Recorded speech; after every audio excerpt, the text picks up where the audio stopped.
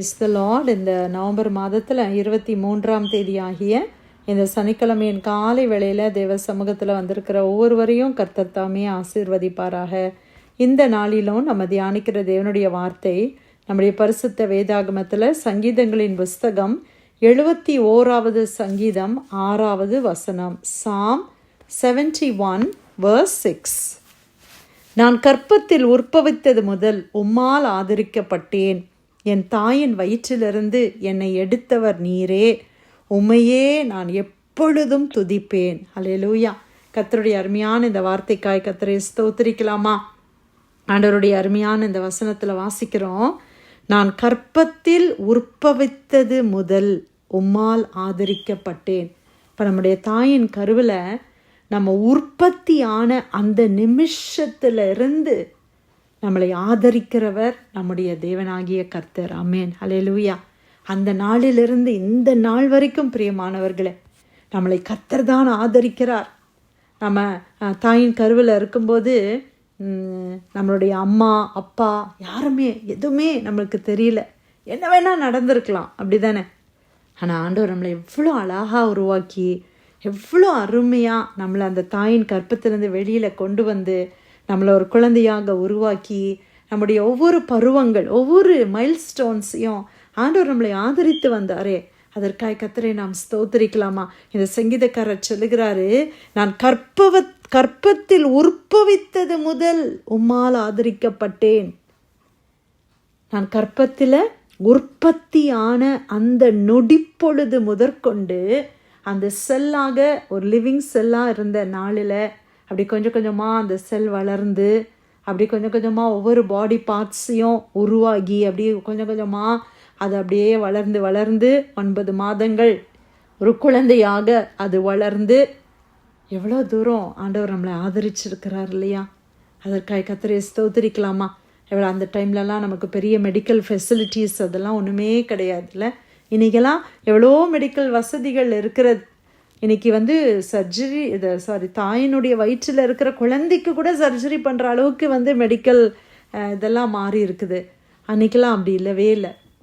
என்ன வேணால் நடந்திருக்கலாம் கருவில், அப்படி தானே? இன்றைக்கி எத்தனை பேருக்கு கரு சிதைவுகள் ஆகிறத நம்ம பார்க்குறோம். திடீர்னு மிஸ்கேரேஜ் ஆகுது அப்படிலாம் சொல்லி பார்க்குறோம். ஆனால் அன்னையிலேருந்து பிரியமானவர்களே, என்னைக்கு நம்ம அம்மாவுடைய வயிற்றில் நம்ம உற்பத்தி ஆனோமோ அன்னையிலிருந்து கர்த்தர் நம்மளை ஆதரித்து வருகிறார். அதற்காக கர்த்தரை ஸ்தோத்திரிக்கலாமா? இன்றைக்கி நமக்கு 30 வயசாக இருக்கலாம், 40 இருக்கலாம், 50 இருக்கலாம், 60 இருக்கலாம், 70 இருக்கலாம், 80 இருக்கலாம். நம்மளை யார் ஆதரிக்கிறா?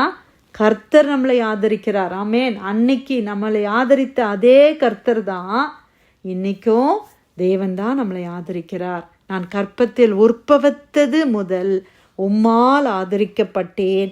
என் தாயின் வயிற்றிலிருந்து என்னை எடுத்தவர் நீரே. என்னை தாயின் வயிற்றிலிருந்து என்னை டாக்டர்ஸ் எடுக்கலப்பா, என்னை எடுத்தவர் நீர். என்னை கர்த்தர் தான் எடுத்திருக்கிறார். ஹல்லேலூயா.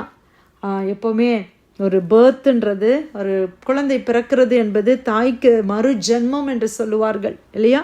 ஏன்னா அந்த அளவுக்கு அது ஒரு கடினமான ஒரு ப்ராசஸாக காணப்படுகிறது. அதுலேயும் எவ்வளோ காரியங்கள் நடந்திருக்கக்கூடும். ஆனால் நம்மளை தாயின் வயிற்றிலிருந்து எடுத்தது யார்? டாக்டர்ஸ்லாம் கிடையாது, நர்சஸ் கிடையாது, மிட்வைஃப்ஸ் கிடையாது.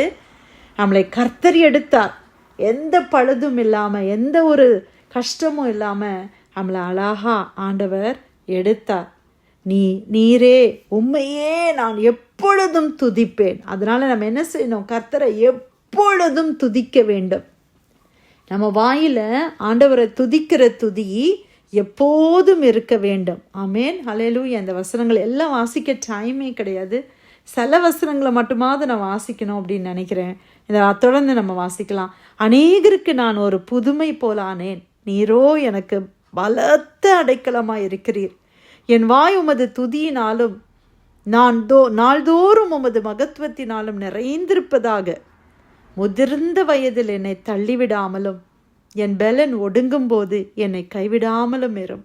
என் சத்துருக்கள் எனக்கு விரோதமாய் பேசி என் ஆத்துமாவுக்கு காத்திருக்கிறவர்கள் ஏகமாய் ஆலோசனை பண்ணி, தேவன் அவனை கைவிட்டார், அவனை தொடர்ந்து பிடியுங்கள், அவனை விடுவிப்பார் இல்லை என்கிறார்கள். தேவனே எனக்கு தூரமாயிராதேயும், என் தேவனே, எனக்கு சகாயம் பண்ண தீவிரியம். என் ஆத்துமாவை விரோதிக்கிறவர்கள் வெட்கி அழியவும், எனக்கு பொல்லாப்பு தேடுகிறவர்கள் நிந்தையாலும் லட்சையாலும் மூடப்படவும் கடவர்கள். நானோ எப்பொழுதும் நம்பிக்கை கொண்டிருந்து மென்மேலும் உம்மை துதிப்பேன். என் வாய் நாள்தோறும் உமது நீதியையும் உமது இரட்சிப்பையும் சொல்லும். அவர்களின் தொகையை நான் அறியேன். கர்த்தராகிய ஆண்டவருடைய வல்லமையை முன்னிட்டு நடப்பேன். உம்முடைய நீதியை பற்றியே மேன்மை பாராட்டுவேன். தேவனே, என் சிறு வயது முதல் எனக்கு போதித்து வந்தீர். இதுவரைக்கும் உம்முடைய அதிசயங்களை அறிவித்து வந்தேன். இப்பொழுதும் தேவனே, இந்த சந்ததிக்கு உமது வல்லமையையும் வரப்போகிற யாவருக்கும் உமது பராக்கிரமத்தையும் நான் அறிவிக்கும் அளவும் முதிர் வயது நரை மயிர் உள்ள வரைக்கும் என்னை கைவிடீராக. தேவனே, உம்முடைய நீதி உன்னதமானது, பெரிதானவைகளை நீ செய்தீர். தேவனே, உமக்கு நிகரானவர் யார்? அநேக இக்கட்டுகளையும் ஆபத்துகளையும் காணும்படி செய்த என்னை நீ திரும்பவும் உயிர்ப்பித்து திரும்பவும் என்னை பூமியின் பாதாளங்களிலிருந்து ஏற பண்ணுவீர். என் மேன்மையை பெருக பண்ணி என்னை மறுபடியும் தேற்றுவீர். என் தேவனே, நான் வீணையை கொண்டு உம்மையும் உம்முடைய சத்தியத்தையும் துதிப்பேன். இஸ்ரவேலின் பரிசுத்தரே, சுரமண்டலத்தை கொண்டு உம்மை பாடுவேன். நான் பாடும்போது என் உதடுகளும் நீர் மீட்டு கொண்ட என் ஆத்துமாவும் கம்பீரித்து மகிழும்.